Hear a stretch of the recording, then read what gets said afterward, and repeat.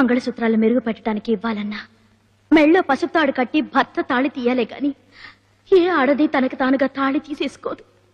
అంతేకాదు సార్, పొరపాటున మంగళసూత్రాలు తెగిపోతే పెరిగిపోయింది అంటారే గాని తెగిపోయిందని ఏ ఆడది అనలేదు, అనకూడదు. అలా మాట వరుసకే ఆ మాట అనలేని ఆడది తాళి ఎలా తీసేసుకుంటుంది సార్? నువ్వు చెప్పేయన్ని కరెక్టేనమ్మా, కానీ నీ భర్త విడాకులు కోరుతున్నాడే.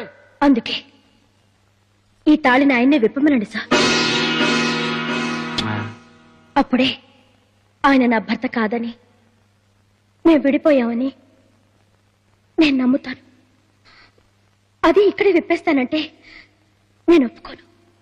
మా వివాహం ఎంత శాస్త్ర ప్రకారం జరిగిందో మా విడాకులు కూడా అంత శాస్త్ర ప్రకారమే జరగాలి.